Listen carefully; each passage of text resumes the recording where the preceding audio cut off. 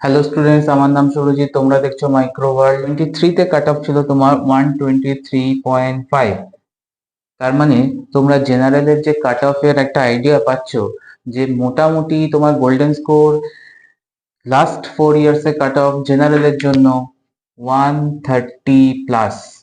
ওকে, যারা রিজার্ভেশন ক্যাটাগরিতে আছো, এসসি এসটি ক্যাটাগরিতে আছো, তাদের জন্য বলে রাখি on an average 70 to 80, 70 to 80 for SC ST category. তো প্রথমেই বলে রাখি, একবার আইডিয়া দিয়ে রাখি, টোটাল তোমাদের গ্যাট বিতে 120 কোয়েশ্চেন অ্যাটেম্প করতে হবে, অ্যাটেম্পটেড কোয়েশ্চেন। কোয়েশ্চেন কতগুলো থাকবে? কোয়েশ্চেন সেকশন এ আর সেকশন বি তে সেপারেটেড থাকবে।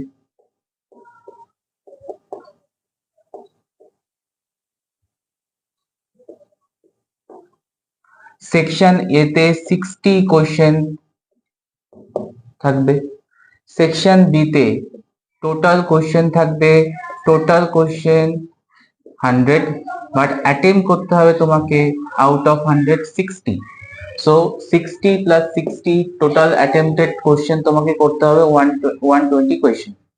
নাও সেকশন এতে no internal choice. No internal choice মানে all questions are attempted section A থেকে। সেকশন বি থেকে তোমাকে অ্যাটেম্প করতে হবে আউট অফ 100 60। বলেইছি out of 100 60 question, only 60 questions are attempted. Negative marking কি রয়েছে? ইয়েস, নেগেটিভ মার্কিং রয়েছে। সেকশন এতে তোমার 60 কোশ্চেনের জন্য 60 মার্কস,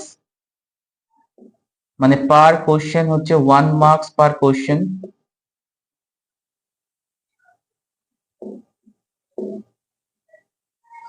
দেন সেকশন বি তে তোমার টোটাল মার্কস থাকবে 180 marks, 3 marks per question.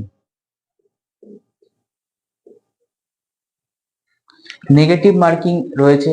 Negative marking 60 marks যে সেকশন এতে 0.5 করে per negative marking, 0.5 marks deducted per wrong answer. Same section B তে তুমি যদি যাও, অ্যামাউন্টটা বাড়বে 1 মার্কস পার রং আনসার।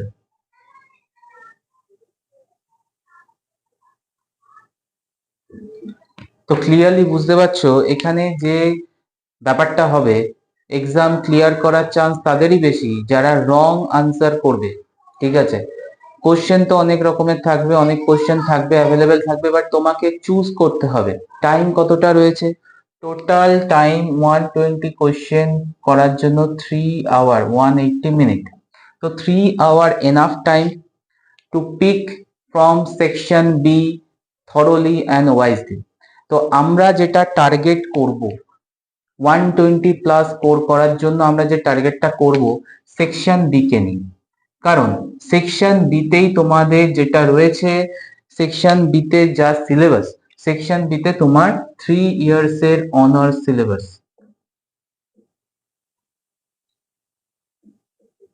তো যারা 3 ইয়ার্স এর অনার্স সিলেবাসটাকে ক্লিয়ার থরলি পড়ে যাবে, তারা কিন্তু সেকশন বিতে অরও পাচ্ছে, ইন্টারনাল চয়েসও পাচ্ছে, অ্যান্ড আউট অফ 160 কোশ্চেন তোমাকে অ্যাটেম্প করতে হচ্ছে। তো 3 ইয়ার্স এ যদি নলেজ ঠিকঠাক থাকে ইচ সাবজেক্টে, দু একটা সাবজেক্ট এদিক ওদিক হলেও চলবে, মেন সাবজেক্ট যেমন biochemistry, recombinant DNA technology, molecular biology, sell biology, এই পার্ট গুলো যদি নলেজ ঠিকঠাক থাকে, কনক্রিট নলেজ থাকে, আরামসে কিন্তু 60 কোশ্চেন বের করে দেওয়া যাবে। তো টার্গেট তোমরা করবে পার্ট বি কে নিয়ে ফার্স্ট। পার্ট এ আমরা ল্যাটার হাফে ধরবো, মানে 3 আওয়ার যদি আমরা দেখি টোটাল টাইম, তার মধ্যে আমরা 2 আওয়ার টাইমিং দেব সেকশন বি এর জন্য। এন্ড সেকশন বি কে খুব থরলি ওয়াইজলি চুজ করে পিক করে আনসার করার চেষ্টা করব, যাতে ম্যাক্সিমাম কোশ্চেন আনসার কারেক্ট হয়। তো এটা যদি আমরা করতে পারি, এই টার্গেটটাকে যদি কাজে লাগিয়ে দিতে পারি, আমার কিন্তু নিয়ার 90% আমরা ক্লিয়ারের দিকে এগিয়ে যাবো 120+ স্কোরের দিকে। দেন আমরা যাব অ্যাট দি এন্ড, যেটা 1 আওয়ার পরে রয়েছে, সেটা আমরা সেকশন এ এর দিকে। এবার সবাই একটা জিনিসেই ভয় পাচ্ছে, স্যার ক্লাস 12 এর জিনিস আবার ব্যাক করে কি করে যাব। তোমরা যতটা পারার, যতটা করার, যতটুকু করা সেটুকু করো, কেমিস্ট্রি, ফিজিক্স, ম্যাথামেটিক্স। বাট এটাও খেয়াল রাখো, সেকশন এতেও কিন্তু তোমার বায়োলজির পার্ট রয়েছে, যেটা ক্লাস 12 লেভেলে, দ্যাট মিনস 10+2 লেভেলের, ক্লাস 12, 11 বোথ, ক্লাস 12 বললে ভুল হবে, 10+2 লেভেলের বায়োলজি রয়েছে। তো আমরা যদি এনসিইআরটি ক্লাস 11-12 এর বায়োলজি পার্টটা করে রাখতে পারি, তাহলে মিনিমাম আউট অফ 60 বায়োলজি থেকে 20 কোশ্চেন তো অলমোস্ট আসবেই আসবে। তো 20 কোশ্চেন যদি আমরা আউট অফ 20 15 কোশ্চেন অ্যাটেম্প করতে পারি, তাহলে আমাদের কাছে গেন।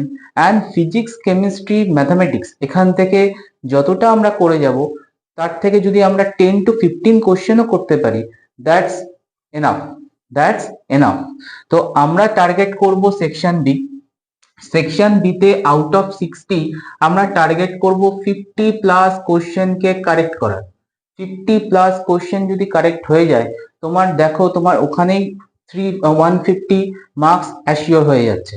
50+ কোশ্চেন যদি আসে, 3 × 50, 150। নাও 10 কোশ্চেন যদি মাইনাসও যায়, তোমার যাচ্ছে এখানে -10, দ্যাট মিনস 140। 140 স্টিল সিকিউর, কিন্তু তুমি হয়ে যাচ্ছ। দেন আমরা যাব হচ্ছে সেকশন এতে। আউট অফ বায়োলজিতে আমি কি বললাম, 20-র মধ্যে যদি 15 কোশ্চেনও আমরা করে আসতে পারি, 15 কোশ্চেনের মধ্যেও আমরা যদি নাম্বার কাউন্ট করি, 15 মার্কস। তো এখানে আমরা 140 + 15, 155, 160 আরামসে কিন্তু স্কোর করতে পারি, ইভেন রং ধরে, সবকিছু নেগেটিভ মার্কিং ডিডাক্ট করে। তো 150, 160 কিন্তু আরামসে চলে আসে। কিন্তু আমরা যেটা করতে চাই, খুব বেশি করে কেমিস্ট্রি, খুব বেশি করে ফিজিক্স, খুব বেশি করে ম্যাথামেটিক্স এর দিকে বেশি করে ভাবি। বাট মেন যে পার্টটা, বায়োলজির পার্ট, 3 ইয়ার্স এর অনার্স কোর্সের যে সিলেবাসের পার্ট, এটাকেই আমরা মাথা থেকে আউট করে দিই। আর যা রেজাল্ট হয়, সেটার জন্যই তুমি দেখতে পাচ্ছ কাট অফ কমছে, কাট অফ 120+ উঠছে না। তার কারণ ওটাই, কারণ বেশি করে স্টুডেন্ট কি করে, ফিজিক্স, আবার ব্যাকে গিয়ে কেমিস্ট্রি, আবার ব্যাকে গিয়ে ম্যাথামেটিক্স। হ্যাঁ, করবে না কেন, করবে, যতটুকু পারা ততটুকু করবে, বেশি স্ট্রেস দিয়ে লাভ নেই। বাট তুমি তোমার জায়গা থেকে কনসলিডেট করো, কোন জায়গাটা তোমার অনার্সের সিলেবাস, তোমার ক্লাস 11, ক্লাস 12 এর পার্টটাকে সিকিউর করো। কারণ তোমরা বায়োলজি ফিল্ডে এসছো, ক্লাস 11-12 বায়োলজিতে ভালো ছিলে, ইন্টারেস্ট ছিল, তার জন্যই এসছো এই ফিল্ডে। তো তুমি ক্লাস 11-12 বায়োলজিটাকে কনসলিডেট করো। দেন তুমি তোমার অনার্সের পেপার গুলোকে ভালো করে রিভিশন করো, রিভাইজ করো। আলটিমেটলি কিন্তু তুমি স্কোর করে দিতে পারবে। এই ফিজিক্স, কেমিস্ট্রি, ম্যাথামেটিক্স এই তিনটে পার্ট গ্যাট বিতে রাখার একটাই কারণ, স্টুডেন্টকে স্টুডেন্টকে ডেভিয়েট করানো, স্টুডেন্টের মাইন্ডকে ডেভিয়েট করানো, স্টুডেন্টের মাইন্ড নিয়ে খেলা। একদম ক্লিয়ার কাট বলে দিচ্ছি। না না হলে কি হতো, তোমার যদি শুধু বায়োলজি রাখতো বা বায়োটেক পার্টটা রাখতো, 3 ইয়ার্স এর কোর্স রাখতো, সবাই আনসার করে আসতে পারতো। এই যেটা করার পর কি করছে, তোমাদের মাইন্ডটাকে ডেভিয়েট করাচ্ছে। ফিজিক্স, কেমিস্ট্রি, ম্যাথ পড়তে হবে, হ্যাঁ পড়তে হবে, বাট লিমিটেড। তোমাকে ওর ওপরে, তুমি এখন সারাদিন অনার্সের সিলেবাস বাদ দিয়ে তুমি পড়তে চলে গেছো ফিজিক্স, তুমি কেমিস্ট্রি, সারাদিন এনসিইআরটি ফিজিক্স পড়ছো বা কেমিস্ট্রি পড়ছো, যে যার বোর্ড ছিল, আইএসসি ফিজিক্স পড়ছো, কেমিস্ট্রি পড়ছো, তুমি তোমার পার্টটাই ভুলে গেলে।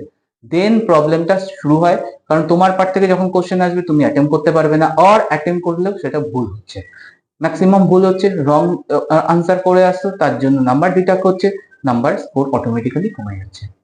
তো এইটা ভেবো না যে ফিজিক্স, কেমিস্ট্রি, ম্যাথকে আমি বাদ দিতে বলছি, আমি বলছি লিমিটেড, যতটা পারবে, যেটুকু পারবে সেটুকু করো, ইম্পর্টেন্ট চ্যাপ্টার গুলো করো, বাদ বাকি না পারলে ছেড়ে দাও। তুমি তোমার 3 ইয়ার্স এর অনার্স কোর্স আর 11-12 এর বায়োলজিটার উপর জোর দাও, সেটাকে ভালো করে রিভাইজ করো, এক্সাম দাও। দেন আমাকে কমেন্ট করে জানাবে যে স্যার এক্সাম কেমন হয়েছে, এক্সামের রেজাল্ট কেমন আসছে। এই ইয়ারে তো পসিবল নয় আর এন্টার করা।